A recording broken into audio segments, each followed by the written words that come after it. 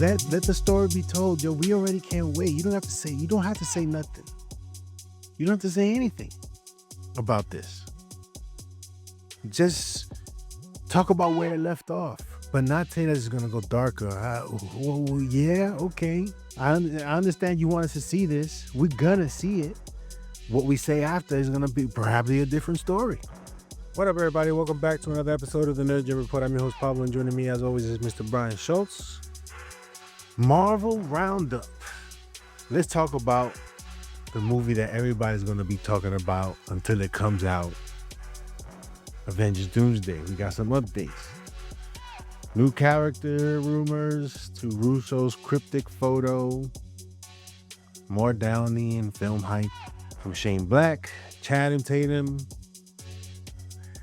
I don't want to hear how dope this movie's gonna. I don't want to hear about how this is gonna. Whatever, yo. You're blown away at what you're experiencing because you get to feel what they were feeling. The originators. When all this was happening, you wanted a taste of that too. And now you feel like you got some semblance of it, but we already seen the greatest. Can you possibly surpass it? The way it sounds like, it doesn't seem possible. It just doesn't. But we'll be pleasantly surprised if it does. The writer of Batman, he's pushing for Sam Raimi. Oh yeah, I heard about this. Sam Raimi coming back for a Spider-Man 4 with Tobey. X-Men 97 seems to, for at least for season 2, go darker. Let's just say what Ruffalo said when he spoiled the end of Infinity War and Don Cheadle had to stop him from talking. Dude. Not everybody. We'll talk about that. Let's see how I'm interested to hear your take of what you think they're attempting to do with saying all of this. Is to get people to watch, obviously, but it's like we didn't need anybody to tell us about X-Men 97 before it came out. We just wanted to see what it was going to be because of what it did already. Right? That's what we wanted to see, and they gave us something amazing. Now you're like, oh, we're going darker. Ooh, it just feels weird, yo. Like you're trying to sell it to me when the other stuff didn't need to sell itself, yo. But I don't have to sell this, and you know it, because this kind of shit here sells itself. Because it already sold itself. It sells itself. Word up. But let's start up with Avengers Doomsday, Brian. What's going on with that?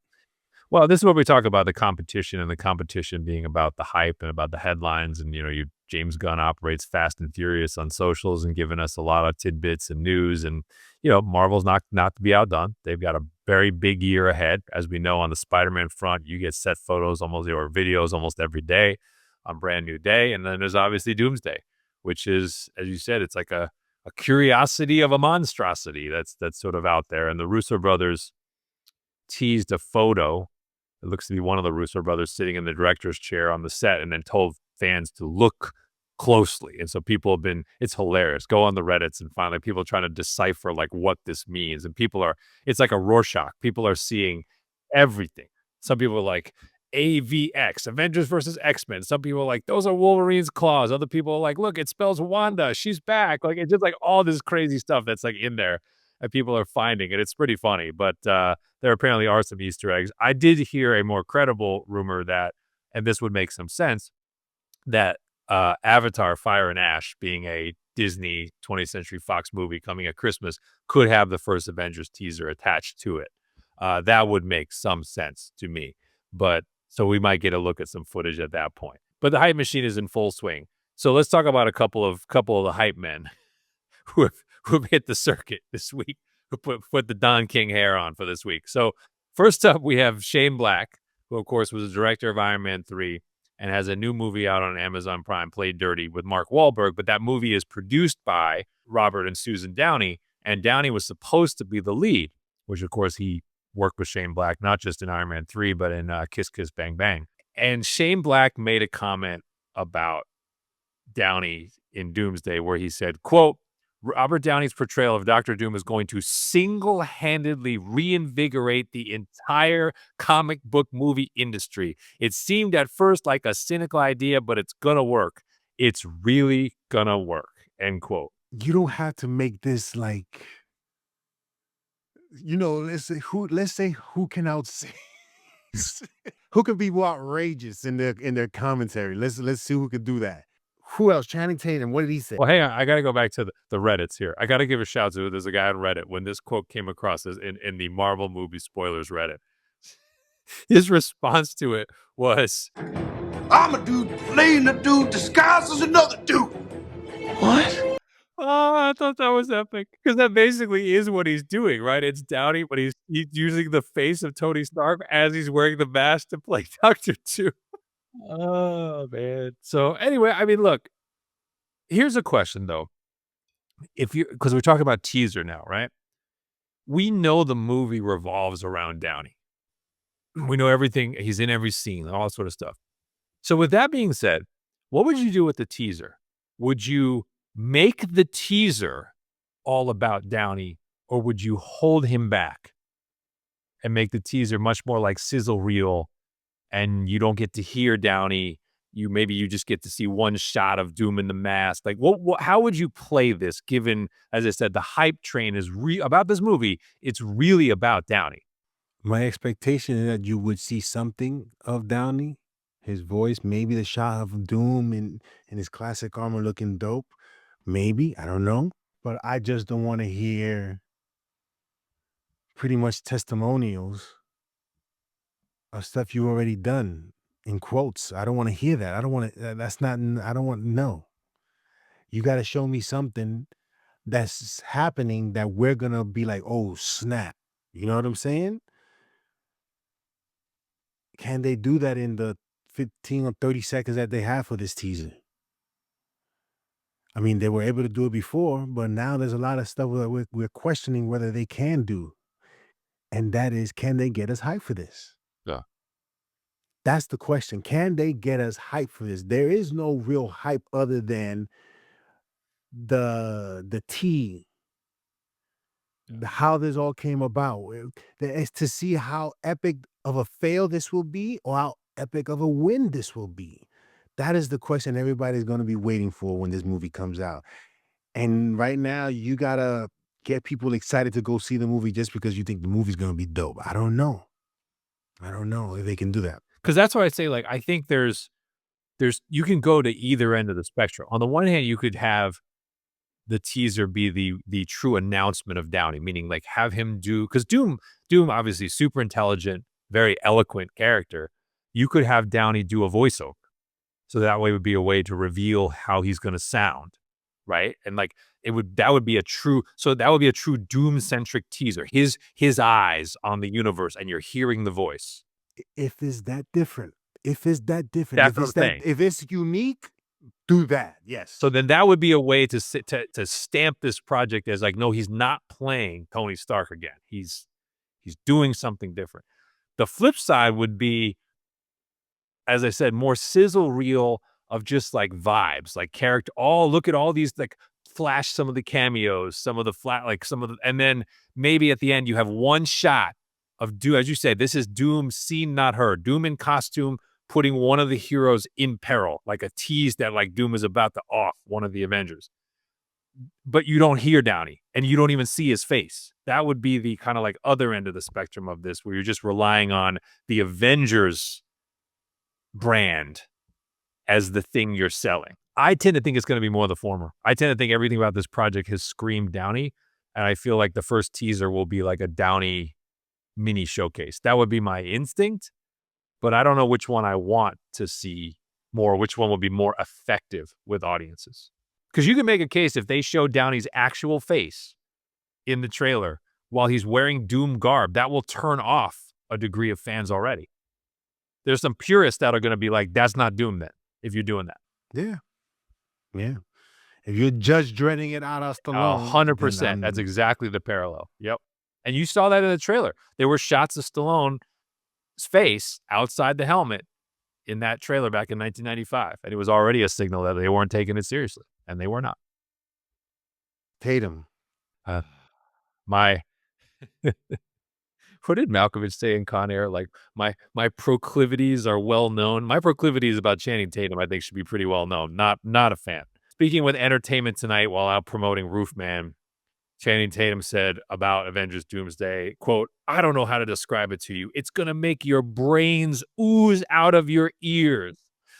Like in the way I knew when Blade walks on screen in Deadpool and Wolverine, people are going to physically lose their actual minds. It's that, but I don't know, maybe times 50. It's going to be one of them things, and as a comics fan, you're just not ready," end quote.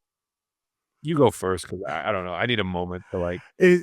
So as I said before, if this is the competition of who's going to say the more outrageous stuff, You man, you man. he's on top right now. Yeah.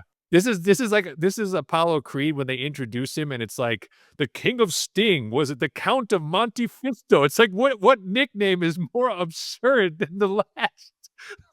But all you can say is whatever, yo, whatever. I mean, if you think about it like this, I'm pretty sure he was devastated when they told him it was over, and whatever they had happening wasn't happening.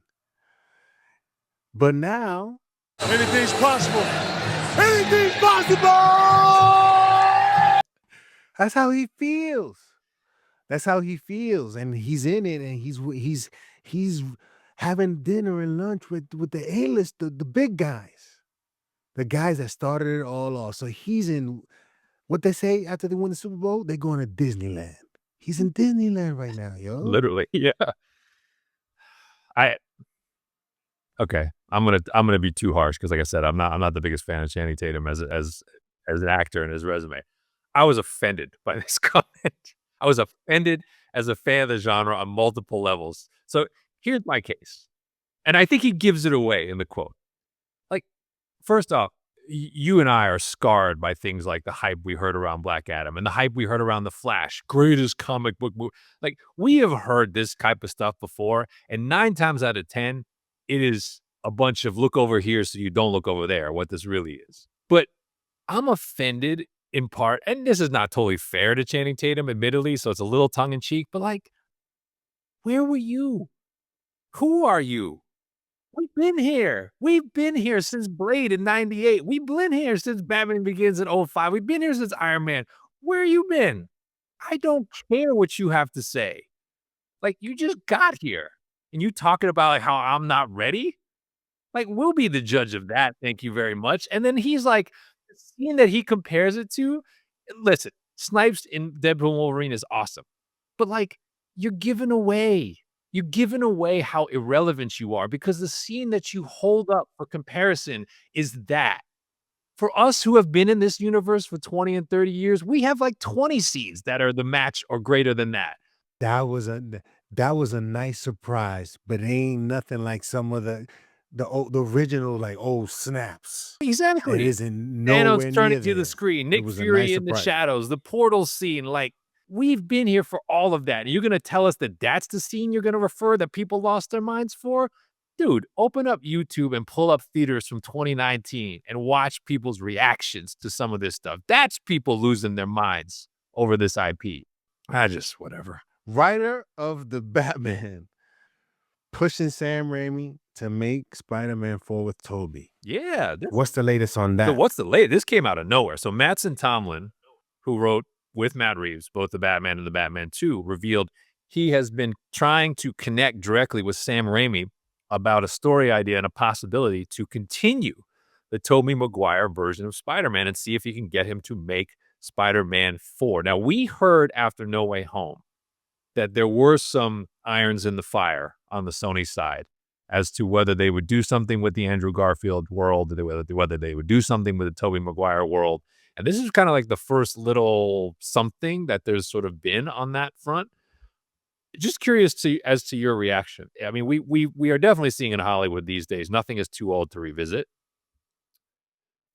Are we too far removed from the goodwill of No Way Home for this project, you think, to happen or to matter? And like, would you want to see, so you'd be taking Tobey Maguire as you saw him in No Way Home, taking that's where we left him, and now you would give him a platform for his own movie to continue his world post No Way Home? Would you want to see that with Sam Raimi back?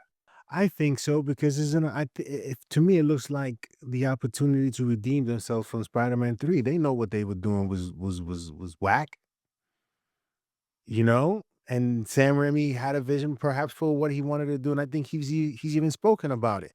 But, when the money's rolling in, you get other people wanting to chime in and do something way different than what you originally thought, but you have no choice because you're getting paid to do it. You do it or shut up or get fired or whatever the case may be.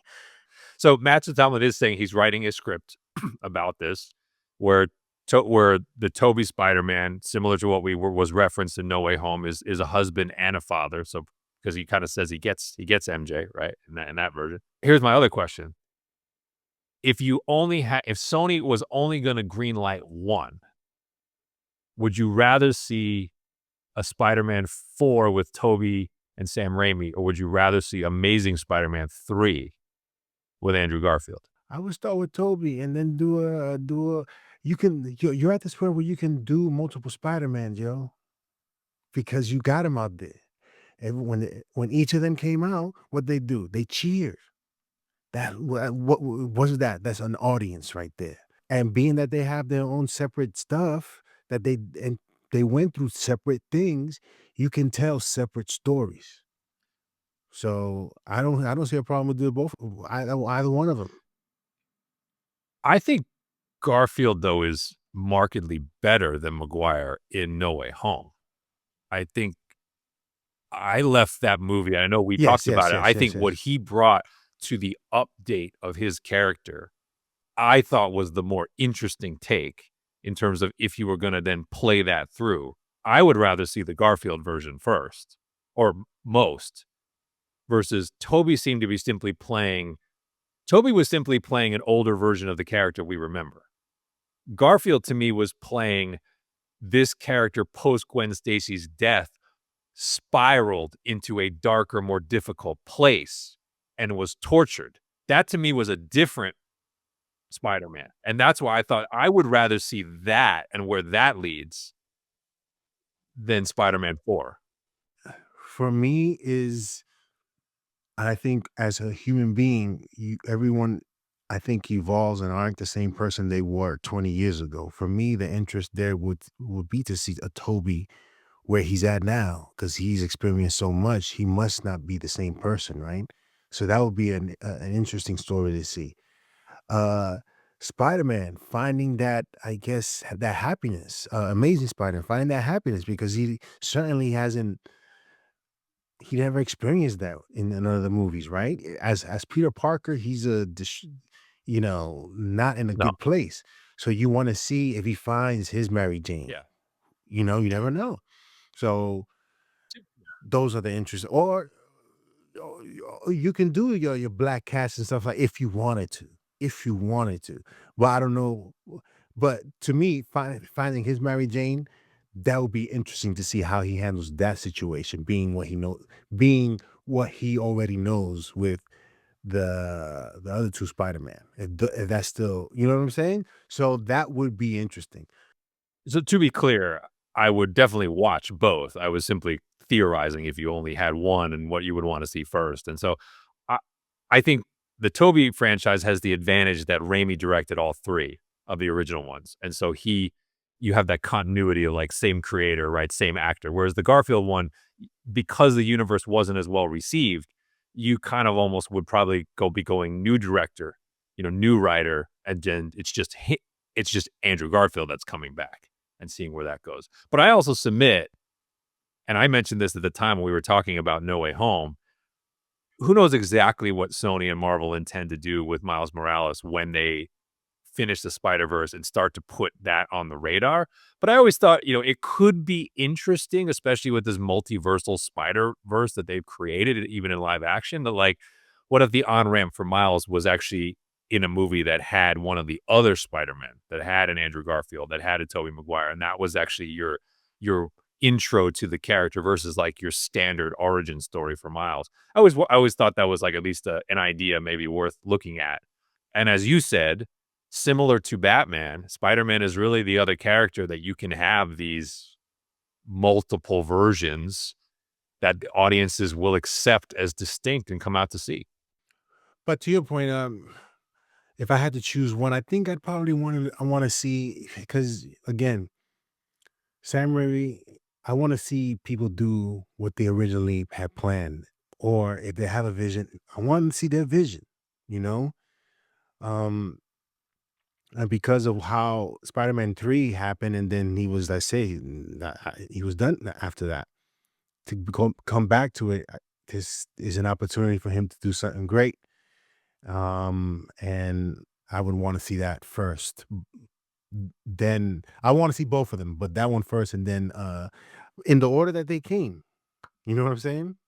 That's fair. I hear you on that. So I guess I don't think it's the wrong answer, but I thought this was interesting that Yeah. tires are really being kicked. Because I think if they, if you got the writer of the Batman and you have Sam Raimi and you have Tobey Maguire, who rarely acts anymore, I don't see how Sony is not greenlighting that.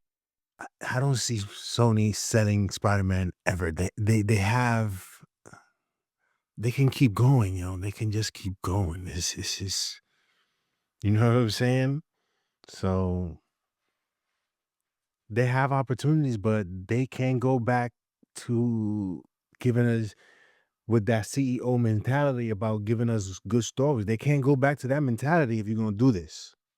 Finally, we got a statement from the X-Men people. They're starting to talk. Season 2 is going darker. Okay. Like, all right. Let the story be told. Yo, we already can't wait. You don't have to say nothing. You don't have to say anything about this. Just talk about where it left off. But not say that it's gonna go darker. Well, yeah, okay.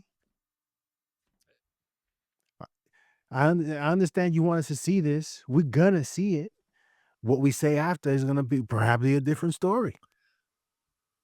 So this came up at Salt Lake Comic Convention. Ross Marquand, who's playing Apocalypse in season 2, he's the one who was asked about it, and he said the second season is, quote, very dark. I play Apocalypse next season too, so there's a lot of scenes for myself as Apocalypse. I'm dressed in rags, which is kind of weird, but yeah.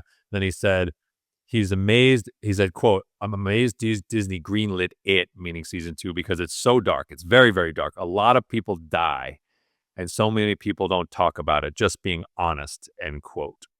My main thing with this is this a series that this particular conversation mattered to? I say no. Like this type of stuff about like it's darker, it's grittier, it's edgier. Reminds me of like after Batman Begins came out and was successful, then all of a sudden you started to see like everyone was trying to make their stuff darker and edgier and more realistic, right? We went through that phase in Hollywood, right? Which is, we've come back around. I think Superman is sort of like a statement that we've definitely come back around on that. And we're happy to have light again and that sort of stuff. But this type of show, like this, like, does it really matter? Like, I don't think it matters, right? Like whether this is a really dark season or it's like a really light, uplifting season, it doesn't really matter. Like it's just sort of like, does it continue to be true to the essence and spirit of the X-Men? And does it, this more interesting, like, is like, this was a cliffhanger end to the season across multiple timelines.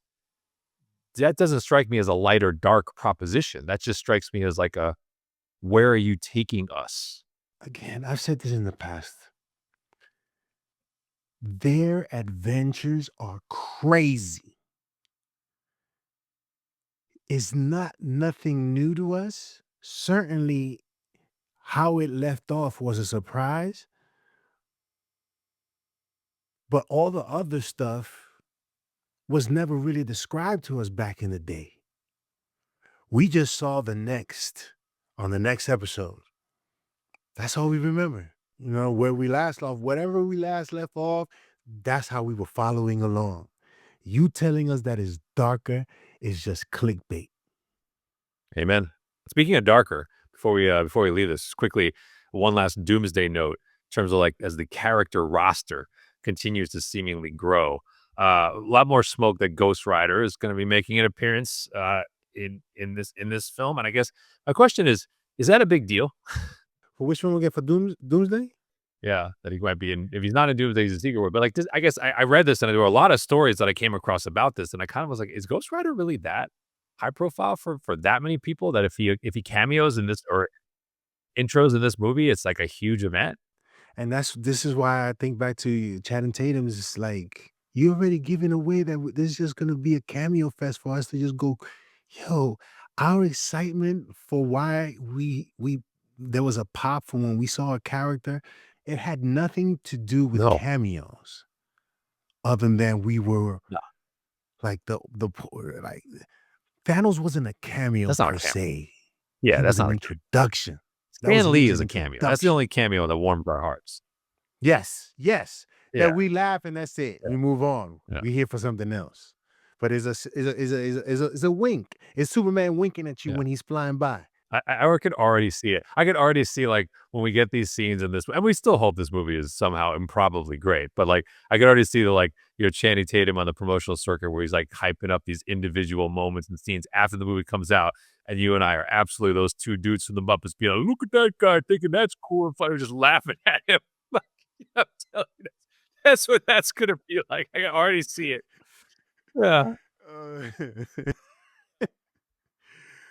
Oh my God. It's gonna be as what was it that we got for the original Black Adam? The teaser trailer that we got. We got Oh a yeah, graphic the like there was like comic book panels. mo- It was like 2-dimensional, like imagery. That's what somebody had to be hyping that up for them and telling me, yo, this is gonna go people crazy. Watch it, put it on, watch. And it went And that was after Matt Reeves had nowhere. done the fandom teaser for the Batman. That came like 6 months after that.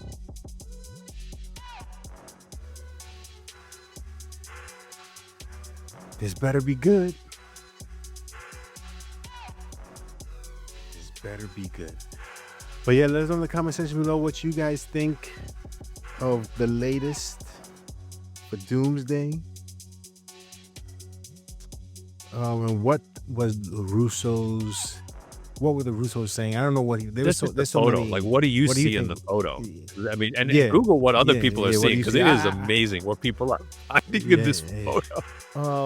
And what movie would you want to see a Sam Raimi, Tobey Maguire led film and somebody else doing? I would like they're giving